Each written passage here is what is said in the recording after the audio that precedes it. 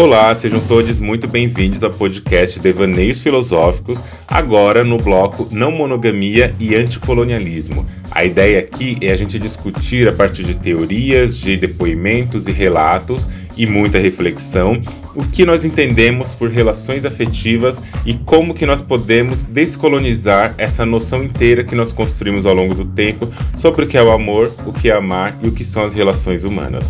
Vem comigo que temos muita coisa interessante para falar. Você já parou para pensar?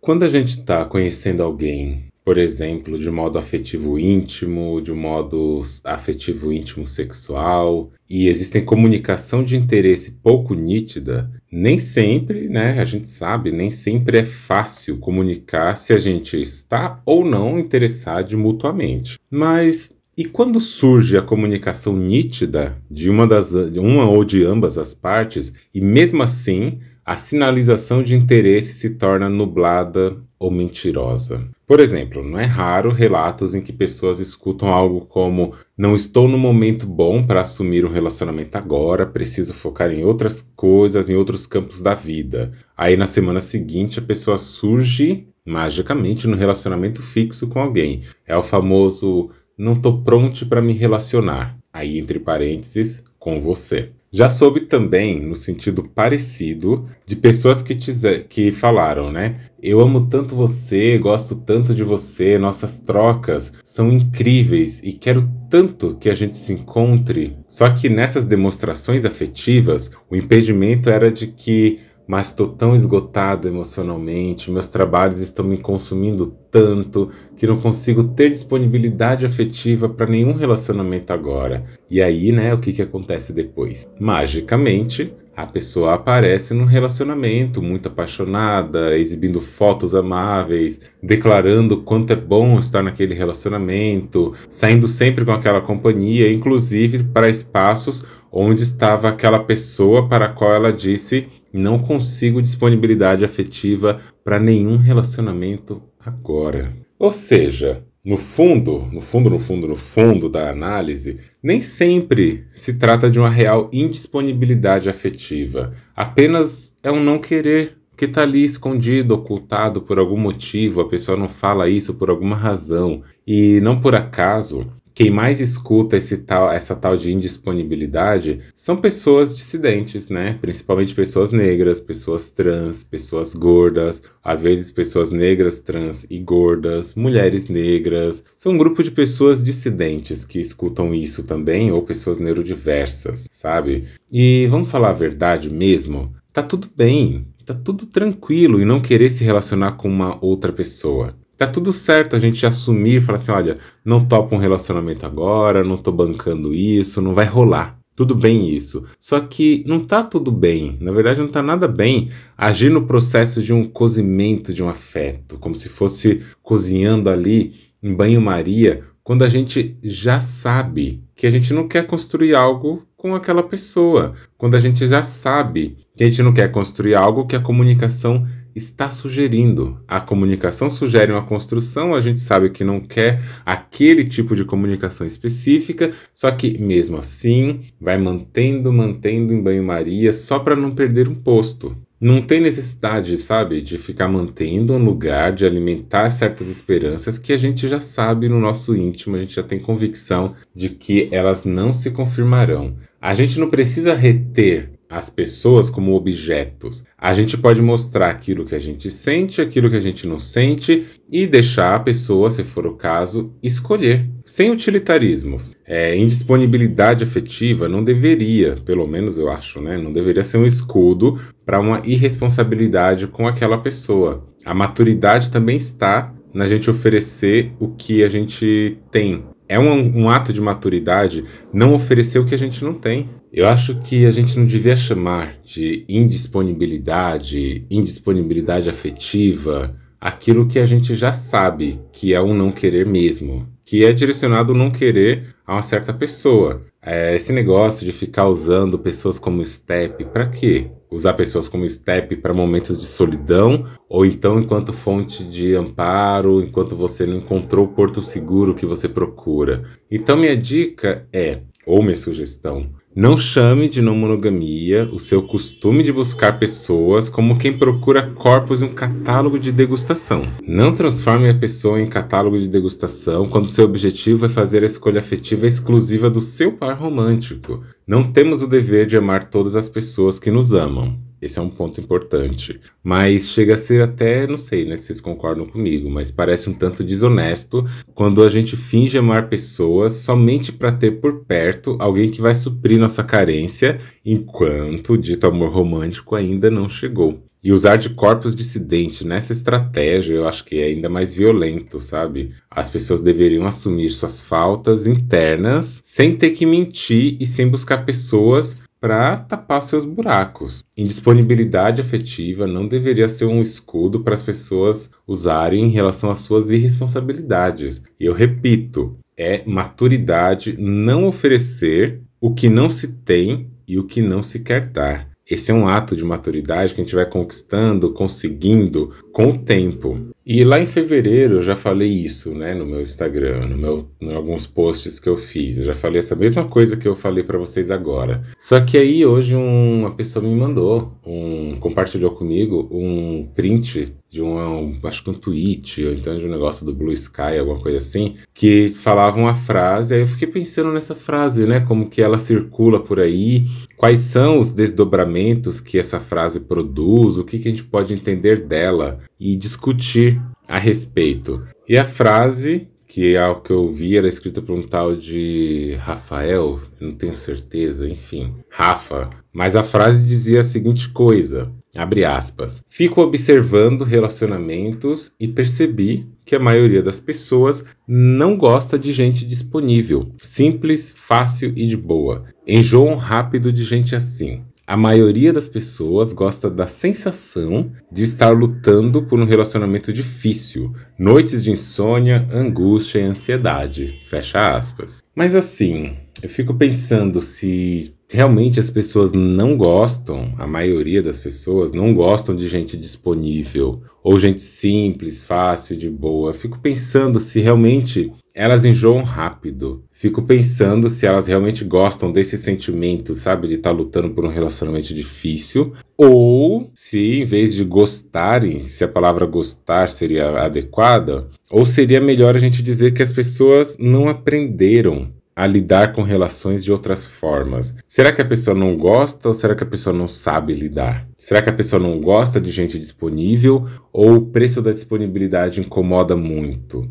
As pessoas gostam mesmo de quem tem liberdade? Disposição, disponibilidade é um ato talvez até de uma certa liberdade, né, de fluidez. Será que o problema é esse? Porque o que eu vejo, pelo menos, no discurso romântico, e eu acho interessante relembrar, né, que eu não estou falando especificamente de relacionamentos afetivos sexuais, eu estou falando de qualquer relacionamento. Olhe para qualquer relacionamento que você constrói ao longo da sua vida e repare como que esses relacionamentos funcionam. E inclua também família, né? Pensa na família, pensa nas relações de modo plural, como que você observa e como que você constrói esses relacionamentos. Porque pensar assim, as pessoas não gostam de relações que sejam de gente disponível. Eu acho que gostam sim. Eu acho que até elas buscam por esse lugar, porque as pessoas querem uma disponibilidade exclusiva até. As pessoas procuram a disponibilidade exclusiva, querem construir uma relação, mesmo que num lugar não monogâmico,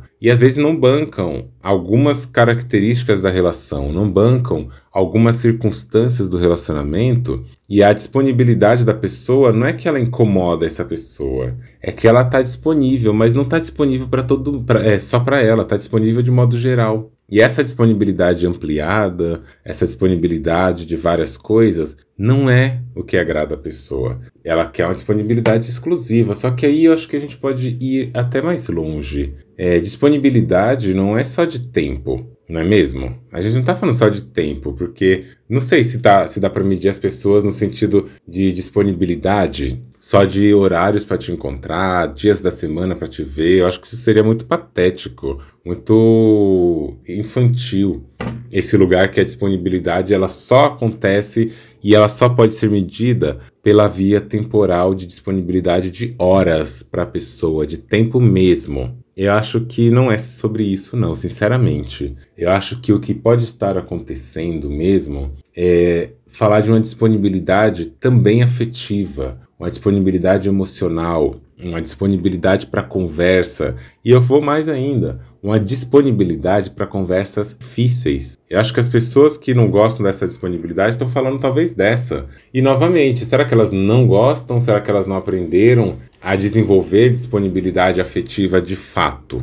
Imagina, no mundo capitalista como a gente vive, no mundo baseado na posse, na retenção, na exploração dos afetos, dos recursos, das possibilidades múltiplas, a pessoa quer alguém que esteja ali disponível o tempo todo para ela, sim. Mas às vezes não sabem lidar com essa disponibilidade. E aí, por não saber lidar com a disponibilidade, abandonam e acreditam que não gostam. As pessoas querem dominar o outro, querem dominar as pessoas envolvidas na relação, querem manter uma coisa assim fechada, exclusiva, e confundem, né, as coisas, confundem os pontos. E pode ser mesmo que a pessoa simplesmente não consegue se adaptar a pessoas que têm disponibilidade. Mas qual delas que a gente está falando? Qual disponibilidade que a gente está falando? Porque aí a gente começa a pensar em outras coisas, né? A gente pede tanto uma relação, a gente fala tanto que quer viver laços, vínculos. Laços não é bem falar, né? Porque eu não quero amarrar ninguém. As pessoas falam que querem viver vínculos afetivos, querem viver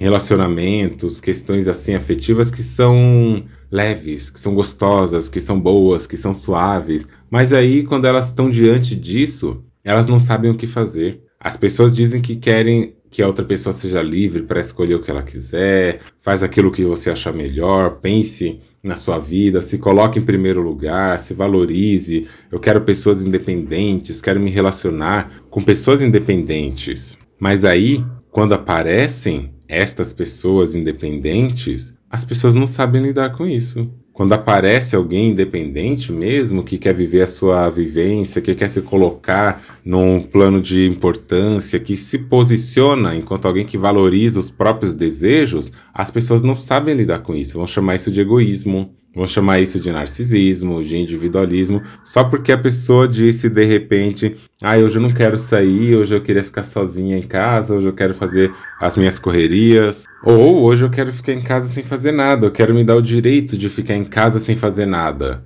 E aí essas pessoas não conseguem lidar com essa autonomia da pessoa, porque deveria estar usando seu tempo todo para estar comigo. Deveria estar usando seu tempo todo para estar presente ao meu lado. E aí a pessoa não aceita muito isso, fica chateada, etc. Mas e aí? A gente não sabe lidar com isso. Será que sabe? Vocês sabem lidar com a autonomia da outra pessoa? É importante saber. A gente precisa entender que as pessoas também podem se escolher. E é bom que elas se escolham. É bom que nós não sejamos colocados neste lugar como algo que, como a gente falou, né, que vai preencher um vazio, que vai ocupar o lugar de estepe, que vai ficar ali enquanto não veio o momento ideal. Não, as pessoas têm que estar com a gente porque elas querem. Elas têm que estar conosco por vontade, por desejo, porque elas acordaram e falaram: eu quero ficar com essa pessoa, eu vou sair da minha casa para estar com essa pessoa. E não porque está cumprindo um protocolo, não porque está cumprindo um lugar de dever. E aí a gente pensa, né, de novo, será que as pessoas não gostam de gente disponível?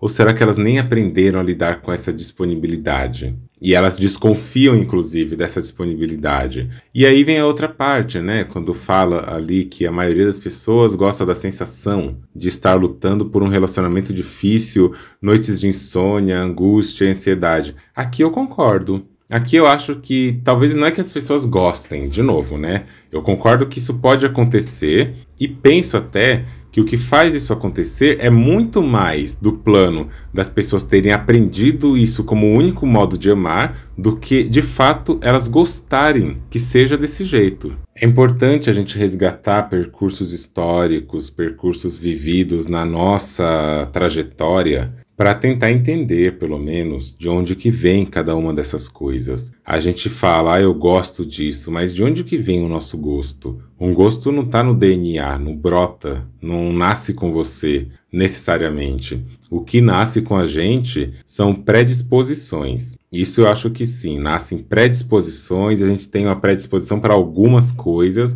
mas que vão sendo construídas, nomeadas, elaboradas, alocadas e realocadas, posicionadas em momentos diferentes da vida, em contextos diferentes do ser. A gente não nasce do jeito que a gente vai se produzindo de um modo discursivo, a gente vai se tornando as pessoas que nós somos. E isso não é gratuito. Isso não acontece assim ao acaso. Acontece porque realmente a gente tem experiências, a gente tem vivências, a gente tem trocas com o mundo e recompensas e prejuízos e etc. que vão construindo em nós o nosso modo de produção afetiva. E olhe para o amor romântico. Olhe com a ascensão no século XX para o XXI, a ascensão da noção de liberdade, da noção de autoconhecimento, noções do tipo de individualidade. Essas noções que são ali permeadas e infiltradas e muito influenciadas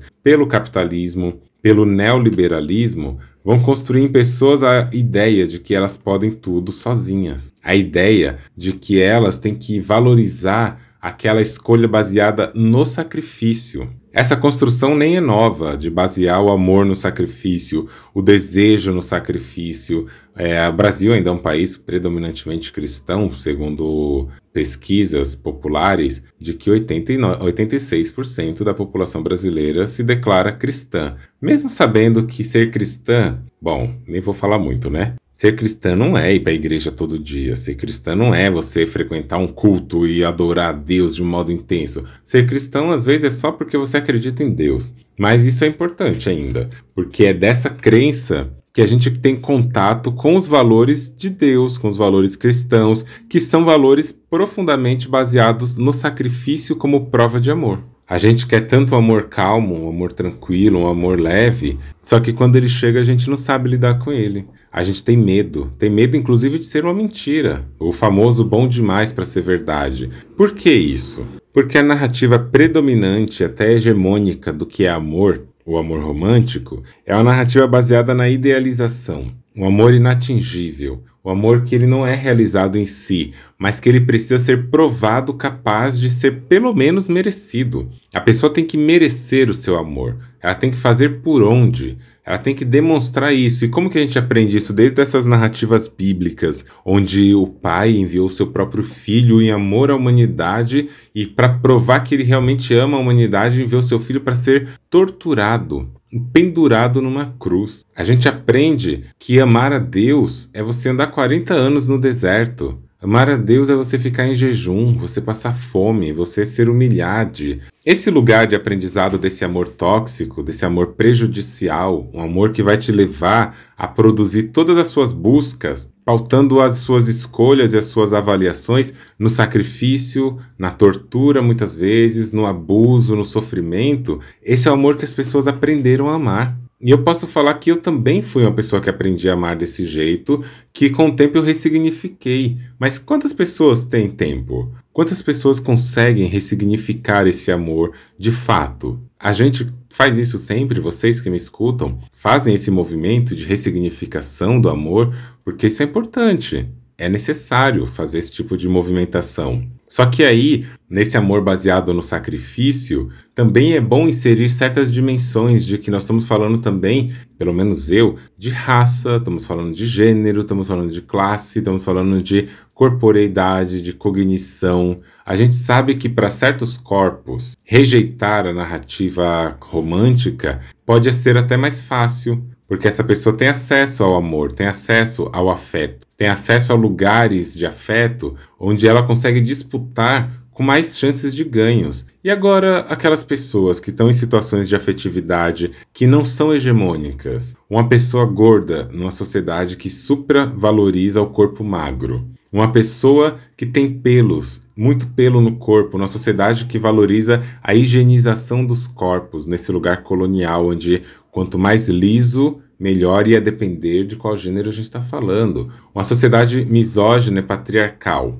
que valoriza e que privilegia os corpos dos masculinos cisgêneros dentro de uma hegemonia, sobretudo corpos brancos. uma sociedade falocêntrica, uma sociedade racista, em que vai colocar de um lado as pessoas brancas como essas pessoas dignas de amor e de serem amadas, vai posicionar em algumas partes pessoas asiáticas, né, marrons e amarelas, como a depender da cor da pele dessas pessoas e a depender do cabelo, vai posicionar num lugar de fluidez social, corpos que ainda são desejados e alguns desejos baseados em muitos problemas, como a exotificação, objetificação, mas que tem um lugar de desejo, tem um lugar da busca, da procura e do encontro de pessoas que vão querer estar com essas pessoas. E do outro lado tem as pessoas negras, né? Que já são desenhadas no histórico da nossa sociedade como pessoas inferiores, pessoas que não merecem o desejo afetivo intenso, merecem no máximo uma trepada. Merecem no máximo um lugar de desconstrução, de chaveirismo, um lugar ali de passatempo, às vezes até de uma amizade, mas nada tão intenso, não aquela coisa mais profunda que existe. E também a gente vai olhar para pessoas com deficiência, numa sociedade que cultua o corpo perfeito. Não existe o corpo perfeito, mas ela cultua o ideal, a idealização de um corpo perfeito, e nessa idealização, nessa construção do corpo perfeito, cria-se o que se chama de um corpo com deficiência. E este corpo é relegado a não receber afeto, a não receber desejo, a ser considerado até um corpo anormal. E aí a gente vai para outros campos, como pessoas neurodivergentes, aquelas pessoas que não têm o modo de pensar, produzir o pensamento, compreender a vida, do mesmo modo como se produz a hegemonia, em modo neurotípico. Essas pessoas vão compreender afeto, compreender desejo, compreender amor, compreender um monte de coisa de um outro jeito que precisa ser pensado, falado, elaborado, que não está dado, que não está produzido no meio social para estes corpos. O que a gente vê produzido por aí também não é um amor, não é um afeto, não é um cuidado, não é uma amizade e não é uma família. Para corpos LGBTIA+.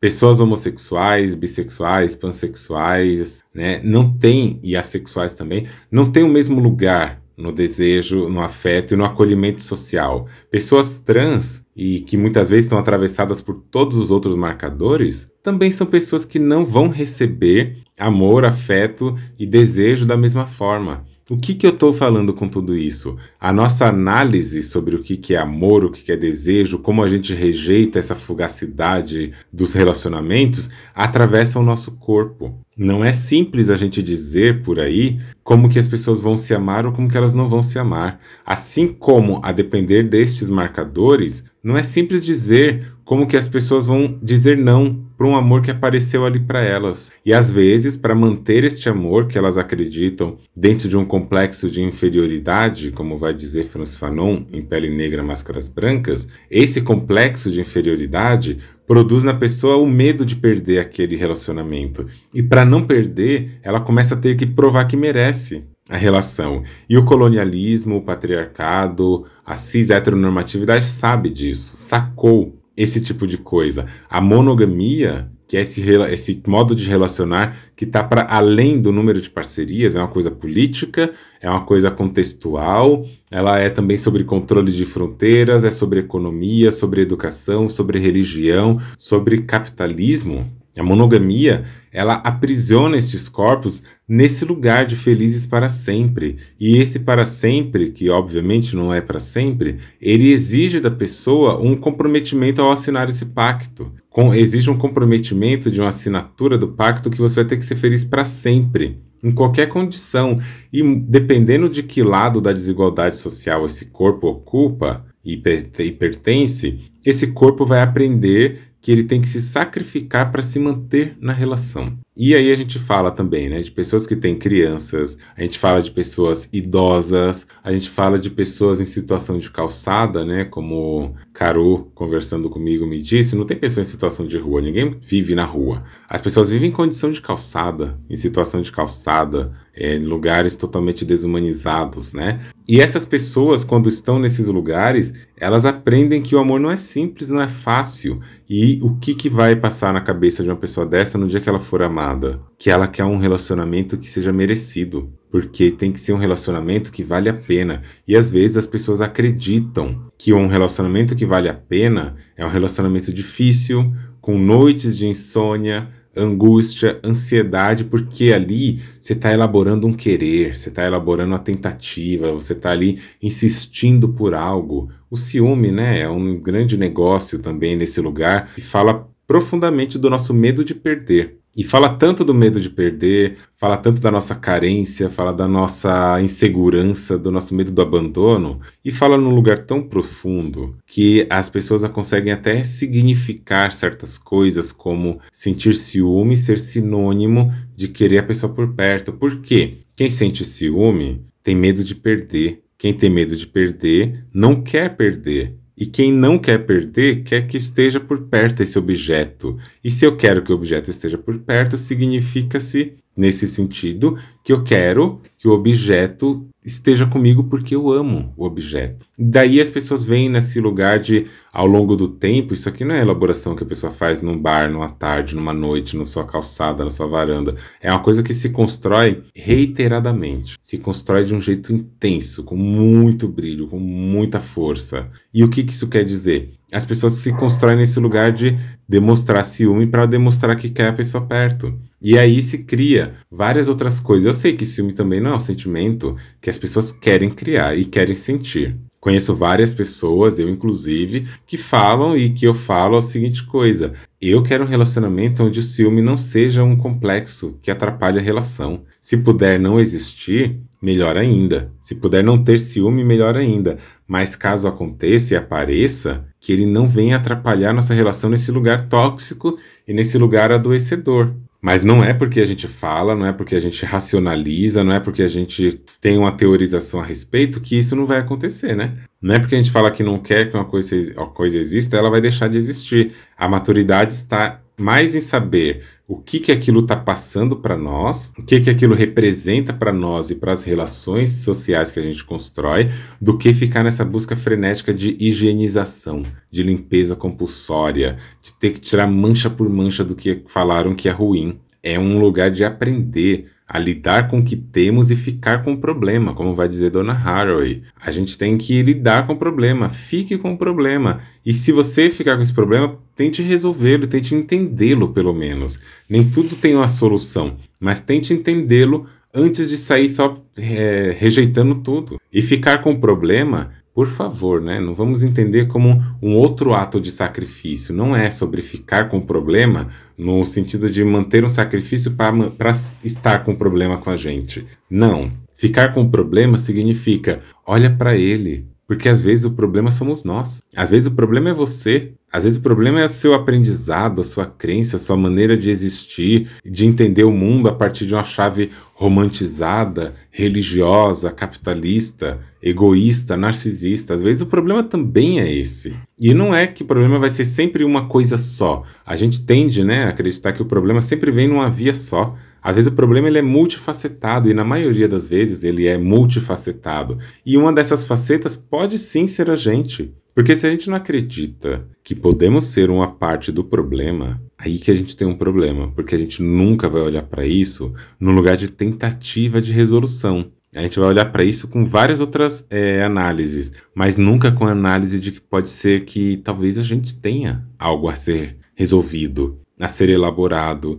a ser pensado, a ser colocado no jogo. Eu conheci pessoas por aí, nessas minhas andanças afetivas da vida, que falavam coisas que eu ficava pensando e elaborando e falando, será que essa pessoa refletiu sobre o que ela está falando? Pessoas que afirmam categoricamente, eu não sinto ciúmes. Pessoas que dizem, eu não trabalho com culpa, ou eu não minto. Eu acho isso de uma ingenuidade tão grande, principalmente a pessoa falar que não trabalha com culpa e que não mente, porque das vezes que eu ouvi esse tipo de fala, acho que eu não conheci pessoas tão culpabilizadoras e tão mentirosas quanto essas que me falaram esse tipo de coisa. Eu não minto. Essa já deve ser a primeira noção de que a pessoa mente, né? E não trabalha com culpa. É almejar a si um lugar de pureza, um lugar de limpeza tão grande que a pessoa se sente assim nesse lugar que ela, alecrim dourado do universo, não trabalha com culpa num universo produzido pela culpa, num lugar que é a culpabilização o tempo todo. E eu falo isso não que eu aprove, não que eu apoie, que que eu acho que as pessoas devam trabalhar com culpa na sua vida, mas é que a gente precisa entender com honestidade. No caso específico dessas pessoas que eu ouvi falando isso, eu via só culpa. O tempo todo era culpabilização nas relações. É que as pessoas acham que trabalhar com culpa é você aplicar o grau máximo da natureza da culpa que a gente vê ali na religião, que é: se você não fizer isso, você vai ser uma pessoa maldita, suja, uma pessoa que não merece a vida, então você tem que fazer. Se você não abster-se de sexo, de bebida alcoólica, de sexo antes do casamento, de você não se abster de se relacionar com mais pessoas e não focar só no seu casamento, se você negar o nome de Deus, você vai para o inferno, vai queimar para sempre. Porque é isso, a culpa também vem carregada com muito medo. O que movimenta esses grandes centros de organização, de controle e regulação da sexualidade, do corpo, do desejo, dos afetos, é a culpa, o medo, o ressentimento e a ameaça. É um constante combinado disso tudo que faz os piores relacionamentos tóxicos, tanto institucionais quanto religião, família, igreja de modo geral, modos de ensino, a própria lei e etc. Vários lugares que trabalham com isso, até lugares onde isso está institucionalizado, só que num lugar mais nuclear, tipo um relacionamento. Um relacionamento afetivo sexual, um relacionamento de outras naturezas, né? Aquelas amizades onde não tem sexo, aqueles lugares de trabalho, etc. A culpa, ela atravessa isso. Sorte nossa se a gente aprender a tempo a evitar esse tipo de coisa. Mas o que eu percebo, pelo menos, é que dessas pessoas que falaram isso, o que elas mais fazem é culpa, porque, de novo, estão achando que culpa e mentira são apenas as coisas mais gigantescas que existem. Sendo que, na verdade, não. Quando a pessoa vem pra você e te trata de um certo jeito, falando: ai, eu fiz tal coisa pra você, eu me coloco, e aqui entra o termo disponibilidade de novo, né? Eu me coloco disponível pra você, eu poderia te encontrar quantas vezes forem na semana, mas você anda tão ocupado, você anda fazendo tantas coisas que a gente só não se vê porque você tem muita coisa para fazer. Então, a disponibilidade, ela também é uma moeda de troca, também é um recurso de barganha. Também é um recurso de mobilização afetiva e também de manipulação afetiva. A pessoa, isso aqui eu queria deixar bem pontuado, né? Há pessoas que produzem uma disponibilidade para que essa disponibilidade, quando colocada no relacionamento, funcione também como uma metodologia de te manter refém daquela situação. Como assim, né? A pessoa está tão disponível para mim, você acha que eu não vou priorizar essa pessoa que está tão disponível para mim? Aí a pessoa se coloca nesse lugar de uma disponibilidade de manipulação e joga na sua cara, igual já aconteceu comigo e com muitas pessoas, da pessoa produzir uma disponibilidade ao redor dela, se ajustar para estar disponível só para chegar em você e te ameaçar, porque você não quer ficar com ela, porque se você quisesse poderia, porque da parte dela tem disponibilidade, mas e da sua? Você não tá comigo então porque você não quer. E aí falta de novo, né, esses recortes de classe. As pessoas têm muita hipocrisia dentro de si, achando que relacionamento se resume a questões de gênero, que relacionamentos se resume a questões de disponibilidade. Não, a gente está falando de classe. A pessoa precisa trabalhar mais, ela vai ter que trabalhar mais. Você vai pagar a conta dela? Por exemplo, eu trabalho com atendimentos, né? Eu atendo na clínica, psicologia, então se você precisar também de acompanhamentos psicológicos, deixo aqui este momento, se você também pode me procurar, negociamos preços e horários e agendas.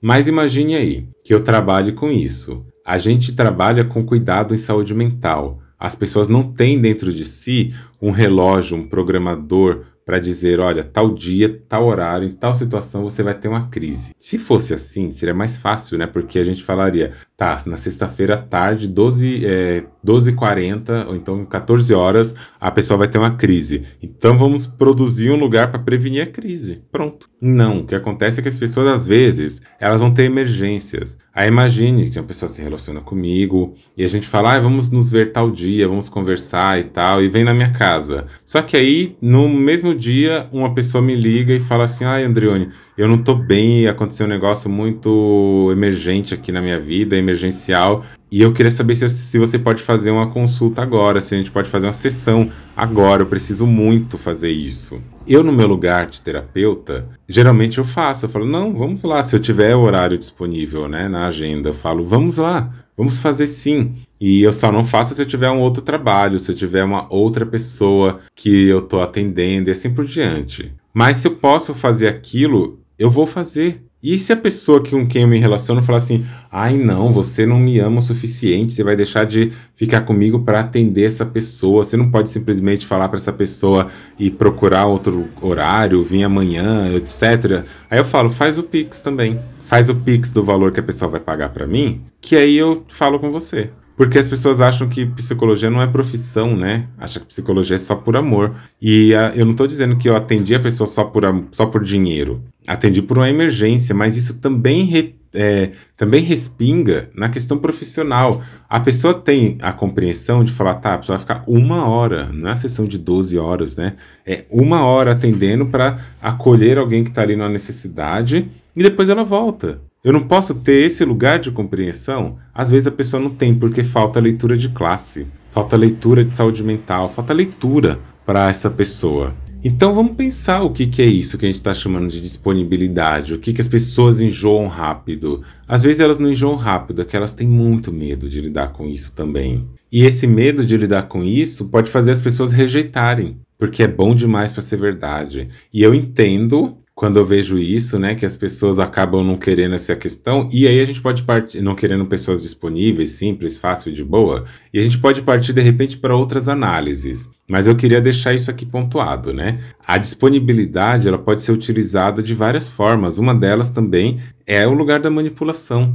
A construção da disponibilidade como meio de manipulação. Então, a gente pode tentar aprender a analisar conceitos e estratégias emocionais de um lugar que não seja necessariamente moralizado ou então dicotômico, de ser isso ou aquilo. As coisas podem ser mais do que isso ou aquilo, né? Pensando nesse ponto. Agora, um outro lugar também é que disponibilidade flerta também com a lógica de mercado, porque a gente está falando de neoliberalismo. No neoliberalismo, a gente vê esse lugar que tem da oferta e da procura, de que quanto mais disponível uma coisa, o valor de mercado, como muitas pessoas gostam de falar, o valor de mercado dessa coisa diminui. Quanto mais disponível uma mercadoria, quanto mais fácil ela é encontrada, ela tende a ser menos valorizada. Ela tende a ser menos colocada num lugar de interesse geral. E não por acaso, como eu gosto de falar, né? Não por acaso a gente reproduz essas táticas na nossa vivência e na nossa relação. A gente aprende a mercantilizar, a capitalizar afetos, desejos, emoções, sentimentos, inclusive no lugar da gente olhar para esses afetos, para esses desejos e essas emoções e tratá-las como a gente trata um sabonete no mercado, como a gente trata um filme, como a gente trata uma bolsa, uma viagem. Ah, se todo mundo vai para um lugar, esse lugar não é tão importante assim. Qualquer pessoa no mundo poderia ir, não seria nenhuma vantagem falar que eu fui, não é um lugar mais tão desejado. Ah, esse lugar aqui não é um lugar que restringe a entrada de todo mundo e cria um grupo específico que pode ter acesso, seja porque paga mais ou seja porque entende aquele conteúdo. Esse lugar restritivo, segregador da sociedade produz valores, produz status, produz lugar de acesso. Ninguém chega num lugar e fica impressionadíssimo porque alguém entrou ali com Voyage, com um Gol, com um Uno. Por quê? Porque, embora não seja a realidade de todo mundo poder comprar um carro desse, entre a classe de pessoas que compram carro, entre o grupo de pessoas que compram carro, muitas pessoas podem comprar um Uno. O mesmo não acontece com a BMW, com o Mustang, com a Ferrari, que pouquíssimas pessoas podem ter acesso. E se pouquíssimas pessoas podem ter acesso e o preço é lá em cima e a gente vive num sistema que valoriza coisas a partir do seu preço, as pessoas colocam sobre esse objeto um outro valor. É um valor adicional, que é o valor do status. No fim das contas, ninguém compra uma Ferrari só porque ela é proporcionalmente melhor do que um Uno. Uma Ferrari que custa seus R$1.200.000, ou dólares no caso, né? Aí você joga para 6 milhões de reais ou mais. A gente olha para isso como se ela fizesse milhões de vezes melhor do que um Uno. Será que uma Ferrari é tão boa e tão melhor que um Uno, proporcionalmente ao valor que ela tem? Cada centavo a mais é porque ela tem uma coisa melhor? Ou será que o valor que foi agregado a este carro é o valor do status, o valor do consumo, o valor da busca pelo inatingível? A mesma coisa casas e qualquer coisa que você quiser pensar, qualquer objeto que você quiser pensar, que ele está pouquíssimo disponível, as pessoas valorizam, as pessoas olham para isso como um lugar que esse lugar vale a pena habitar porque quase ninguém chegou. É o famoso explorador, né? Aquele lugar da exploração. Entrar em lugares que ninguém nunca chegou te coloca como uma pessoa melhor do que as outras porque você fez algo que ninguém fez ou que pouquíssimas pessoas fizeram. As pessoas mais otimistas, mais ambiciosas e que mais acreditaram nas motivações são aquelas que morreram no Monte Everest, que acreditaram tanto em fazer algo que ninguém fez e foi lá e morreu lá em cima. A que saiu viva é a melhor de todas, porque ela chegou onde quase ninguém chega. E a nossa sociedade vai se produzindo nesse lugar do espetáculo, vai se produzindo nesse lugar de fazer coisas que sejam notáveis e coisas que sejam raras. A raridade, em muitos casos, ela ocupa tanto esse lugar de preciosidade que a gente pode olhar em vários contextos, por exemplo, de relacionamentos, onde homens cis que são motivados, que são incentivados socialmente a serem medíocres, que são incentivados socialmente a serem agressivos, patéticos, a serem pouco prestativos, a não demonstrarem emoção,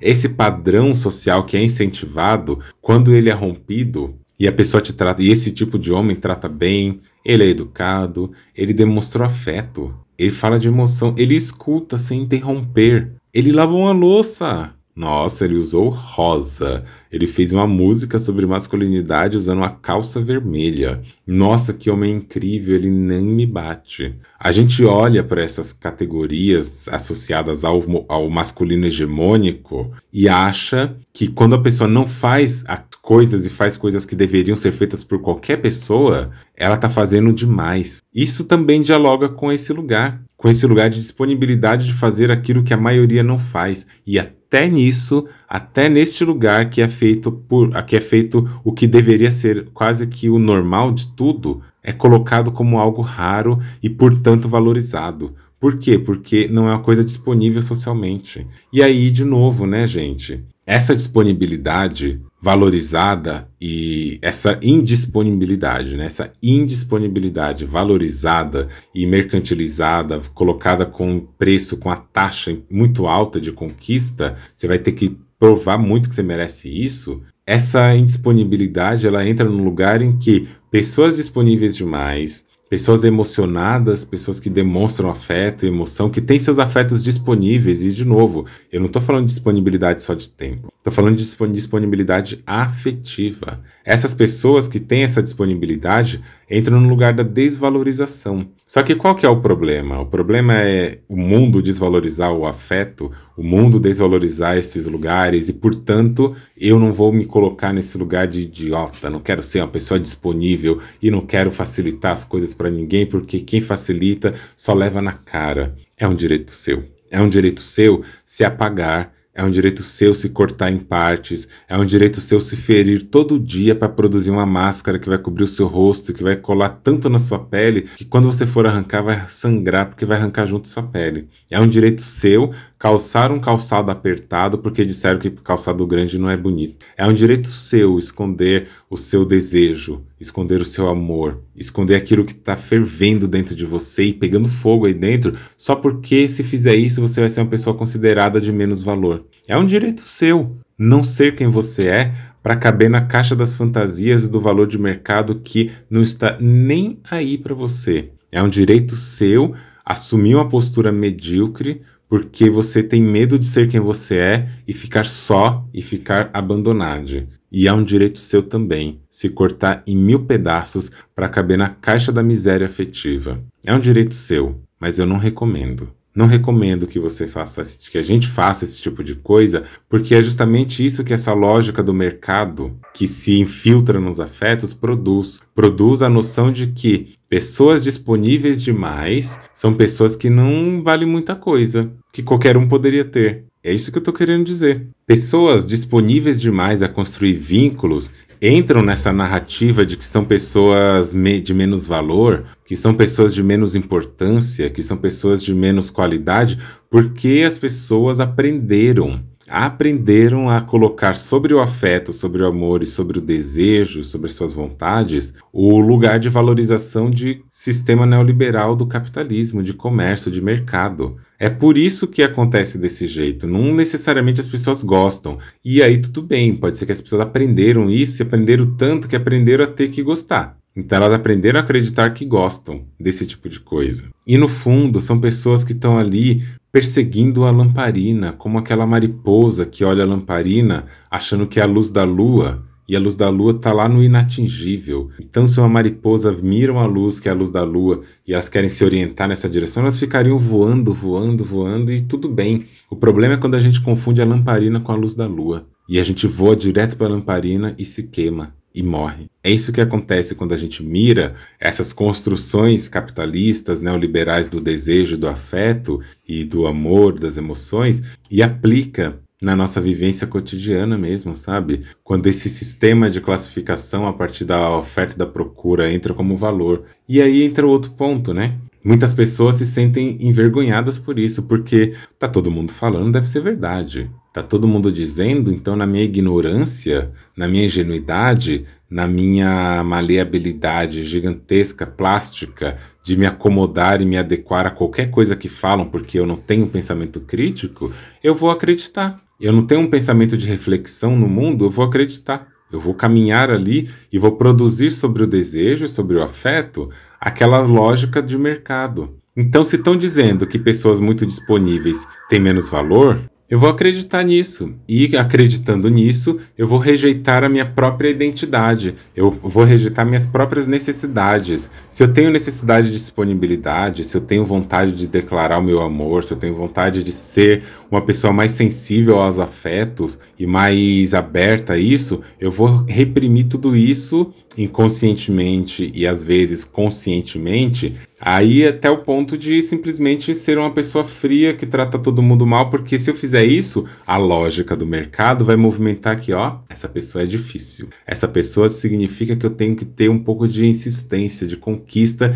e no dia que eu conquistar de fato, eu saberei que a pessoa tá comigo porque realmente ela me aceitou. E a gente reproduz isso, né? Reproduz essa lógica da insistência em vários âmbitos. A gente reproduz isso na família, quando a gente quer que nossas crianças nos amem de todo jeito, e a gente cria um processo ali que é um processo baseado no sacrifício, na dor. A criança não pode ser simplesmente só uma criança com a gente, ela tem que provar que nos ama, e nós temos que provar que ama nessa figura, nessa fantasia do amor incondicional. Não existe amor incondicional. O amor, ele é colocado diante dos elementos sociais que permitem cada corpo amar do seu modo. O amor não é universal. O modo que as pessoas amam não é universal. As origens das pessoas, o conjunto de marcadores sociais que estas pessoas carregam, vai afetar o modo como elas amam também. Uma vez, uma pessoa amarela disse pra mim, nossa, a gente tava num relacionamento afetivo sexual, né? A pessoa disse pra mim, nossa, Androni, o jeito que você me demanda amor e o jeito que você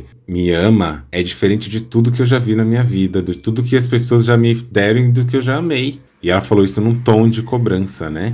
Aí eu fiquei pensando ali naquele instante de como que eu poderia conversar sobre aquilo de um jeito que fosse objetivo e que eu não tivesse que ficar dando aula sobre isso, né? Porque basta a pessoa estudar um pouquinho, pensar um pouquinho, conversar um pouquinho, olhar para o mundo e talvez essa pergunta pareceria, né, nesse instante, absurda e até estúpida. Mas aí eu falei, tá, vou tentar falar sobre isso de um jeito tranquilo. Então eu fiz uma pergunta, eu falei assim, fala pra mim uma coisa, ao longo da sua vida, dessas quase 4 décadas de existência sobre o mundo, você dizendo pra mim que sempre foi desejada, que sempre teve alguém desejando você, que nunca se sentiu neste lugar que pessoas negras, gordas, PCDs, trans colocam sempre de um amor indisponível, de um amor inacessado, de um amor não conhecido, você que nunca passou por esse tipo de coisa, você que sempre teve esse lugar do desejo posto pelo seu corpo, pelas suas palavras, é o que você me diz, tá? Você que esteve nesse lugar, quantas vezes você se relacionou de um modo continuado e longo prazo com uma pessoa negra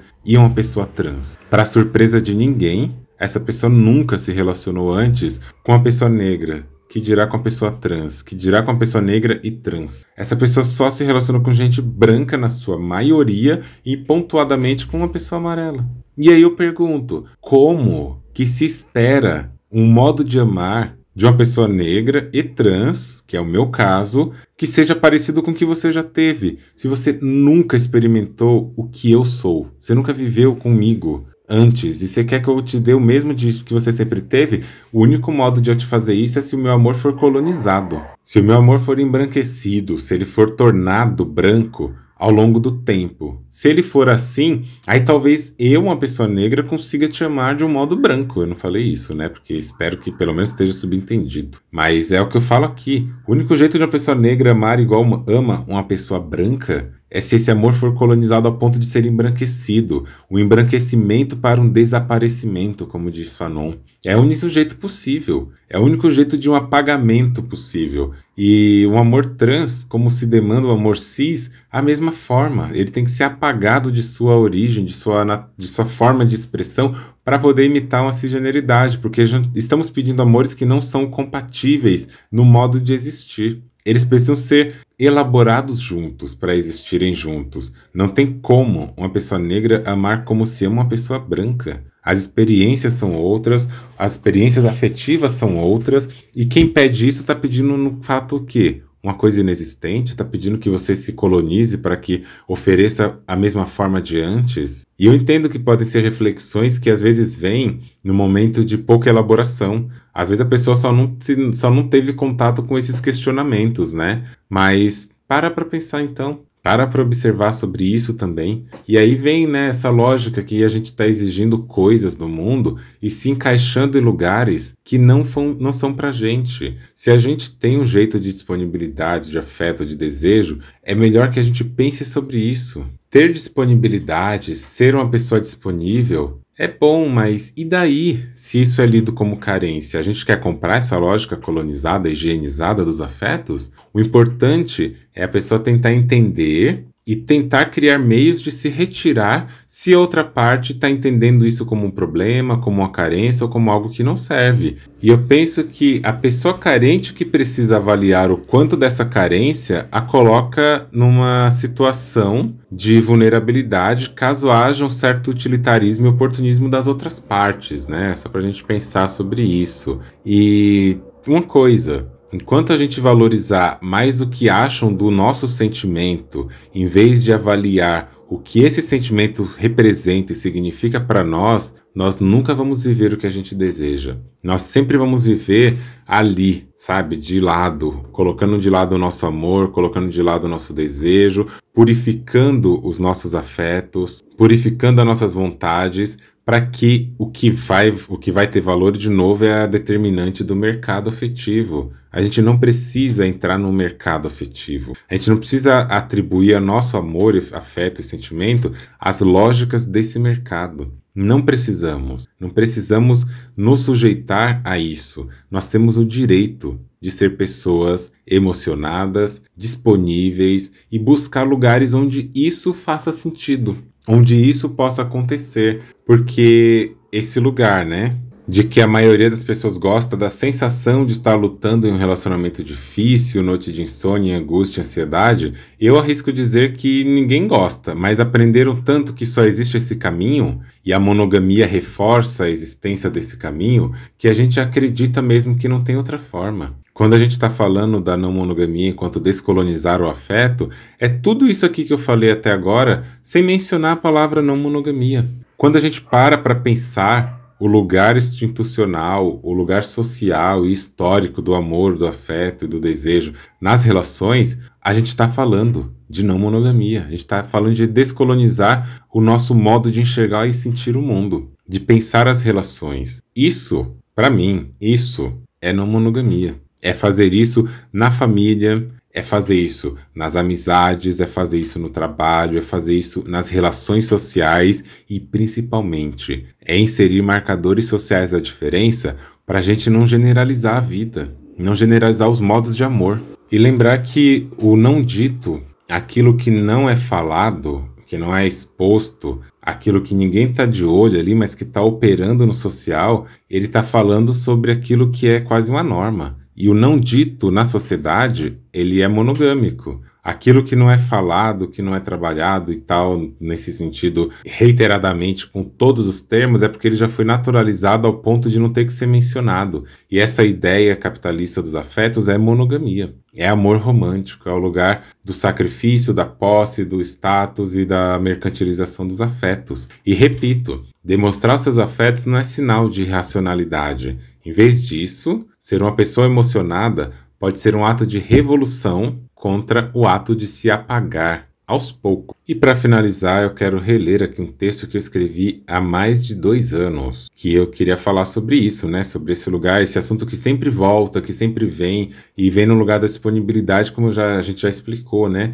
Mas só retomando o que foi falado no começo, também vamos tomar cuidado para não confundir essa questão de disponibilidade e disposição. Às vezes a pessoa está disponível, só que ela não está disposta. E tudo bem não estar. O que não é bacana é também usar isso de um modo também monogâmico e também capitalista como uma fonte de reserva. Eu não estou afim da pessoa, não estou disponível emocionalmente e não estou disposta, mas vou ali construindo um banho-maria. Não vou falar para a pessoa ir embora, porque eu tenho medo de ficar só e caso eu não tenha nenhuma opção, não quero lidar com isso. Mas também eu não vou falar para a pessoa ficar. Não vou falar para a pessoa permanecer. Não vou falar para a pessoa que eu amo. E a disponibilidade existe. Existe espaço, existe lugar para posicionar esse afeto e tudo, só que a pessoa não tem disposição nenhuma para isso, ela talvez não queira. E talvez a pessoa não nos queira. E é bom a gente entender isso, porque às vezes a gente corre demais atrás de pessoas que não nos quer. Porque se ela quiser, eu não vou dizer se quem quer faz, quem quer pode, porque são vários mecanismos envolvidos, né? Mas quem quer, de alguma forma, vai tentar sinalizar, vai tentar expor, vai tentar dizer, vai tentar comunicar e vai tentar fazer, pelo menos tentar. E se a pessoa não tem como fazer nada disso, a gente também não tem como adivinhar. A gente não pode esperar por adivinhações. E tem muita gente que tá aí nesse lance, né? Ah, eu não quero nada sério agora. Com você. E quando a gente produz o nosso afeto, o nosso desejo nesse lugar de ter que provar o tempo todo que nós somos de verdade, temos coragem, eu vou conseguir aquele amor sim. Isso é coisa muito do patriarcado, da conquista, né? Eu vou conquistar aquele corpo e todo esse lugar de abuso, de assédio e etc, de estupro, vem desse lugar da não compreensão do não. Da não compreensão do não querer, porque se diz muito entre o patriarcado, né, entre homens cis hétero e homens de modo geral cis, essa lógica que inclusive muitas outras pessoas, mulheres ou outros gêneros, acabam assumindo como verdade, que é o de que, não, a pessoa não está falando que ela não quer, não é que ela não quer de verdade, ela está se fazendo de difícil. E nessa lógica, né, dessa cultura de abuso, onde não se respeita ou não, se constrói o amor baseado na violação, o amor que não respeita, o que não respeita o limite. Então, se a pessoa não está demonstrando o tanto que você acredita que é importante para você, não insista também. Não participe dessa alimentação desse sistema do sacrifício e da insistência. A gente também pode se posicionar no lugar que é quem quer vai demonstrar, ou vai fazer, ou vai falar. Eu não tenho obrigação de adivinhar. E se você é uma pessoa que demonstra, não caia também nessa de que eu não posso demonstrar, porque se eu demonstrar muito, a pessoa não vai querer, porque o sistema é desse tipo de que quem demonstra muito é fraco, é carente, é emocionado e etc. E eu não quero que me leiam desse jeito. Poxa, acorda aí, né? Acorda pra vida. Que tipo de pessoa você quer que te admire? Que tipo de pessoa você quer que esteja do seu lado? Que tipo de pessoa você quer que te ame? Por quem você quer ser amado? Você quer ser amado por pessoas que desvalorizam quem demonstra afeto? É isso? Você quer ser amado por pessoas que menosprezam o afeto, o desejo e menosprezam a abertura pro amor? É isso que você quer? Você quer comprar esse modo de amor que o mundo vende? Porque se é isso, talvez o problema seja muito maior do que a gente está falando aqui, né? Vamos pensar sobre isso? Então, só para a gente falar agora sobre esse lugar de ser pessoas emocionadas, eu queria ler esse texto que eu escrevi há mais de 2 anos, para a gente finalizar o nosso episódio de hoje com essas reflexões. Nossos afetos não precisam ser vivenciados com dor para serem verdadeiros. Nossas emoções não precisam ser trancadas numa gaiola para que nos consideremos pessoas racionais e equilibradas. Não precisamos trancar os nossos sentimentos no porão porque disseram que o que vem fácil vai fácil. Às vezes, o que vem difícil só nos enrijece, nos sufoca, nos mantém aprisionados à ilusão de um futuro lindo que nunca existirá. Viveremos indefinidamente uma vida que poderia ter sido e que não foi, como diria Manuel Bandeira. Por isso, digo que é um ato revolucionário normalizar os afetos genuínos, possíveis, aqueles afetos sem as turbulências produzidas pela busca incessante de algo que tem que ser provado, valorizado e testado no fogo, e com vontade de saber mais sobre as conexões. Vamos valorizar estes afetos. A ideia de que mar fraco não faz bom marinheiro só serve se você estiver querendo viver em alto mar, na turbulência e nos riscos iminentes de perigo. Que viver é correr riscos? Não tenho dúvidas, mas por que estes riscos precisam ser sempre mais valorizados que as mais plurais direções que o sentir, os sentimentos pode nos levar? Nada é garantido nessa vida produzida por acasos, mas suspeito que ao perder e ao prender os afetos na caixa do estereótipo social de pessoa equilibrada e racional, podemos construir subjetividades anêmicas e fragilizadas. Da união entre o medo e a dor só pode nascer o congelamento de si. É difundida a ideia de que quem demonstra livre e intensamente os afetos e que se permite sentir suas emoções é alguém emocionado. Minha hipótese é de que quem defende isso não conseguiu, por muitas razões até compreensíveis, entrar em contato com seus sentimentos. O medo bloqueia. É necessário haver uma revolução afetiva que normalize a expressividade dos afetos e suas demonstrações com sinceridade. Pedimos tanto que as pessoas sejam sinceras e que sejam afetuosas conosco, mas quando são, não acreditamos nisso. Fomos ensinados a desconfiar de tudo que não cause dor. Em um mundo competitivo, em que demonstrações de afeto são consideradas fraquezas, vence quem esconde melhor e até anula as suas potências afetivas. Nossos afetos são partes de nós, são nossas emoções. Se as pessoas escondem e se nós escondemos, nos dissolvemos e nos apagamos de nós mesmos. Para quê? Qual foi a última vez que você experimentou sentir seus sentimentos? Me conta. Do que temos medo quando rejeitamos um afeto que se mostra mais intenso que a média socialmente apresentada? Temos medos de ser machucados ou tememos olhar para os machucados causados por não viver estes afetos? Você já parou para pensar? Então é isso, minha gente. Ficamos por aqui. Vejo vocês no próximo episódio. Não esqueçam de compartilhar esse episódio, todos aqueles que vocês acharam bonitinho. Compartilhem nos seus stories do Instagram, marca o meu perfil, andreone.medrado. Já aproveita também, para seguir o meu perfil. E se você quiser deixar o seu depoimento, se você quiser deixar um relato ou uma pergunta, você pode acessar o formulário que está no link aqui embaixo e você pode escrever a sua pergunta ali e eu vou deixar um espaço no formulário para você poder anexar também um áudio, caso você queira que o seu áudio seja colocado no episódio e eu comente sobre o seu áudio. Espero muito pela sua opinião, pelo seu depoimento e vamos juntos construir uma nova maneira de pensar na monogamia junto com todas as pessoas que estão aqui e ao redor de nós falando sobre descolonização das relações afetivas. Vejo vocês em breve, até um próximo episódio.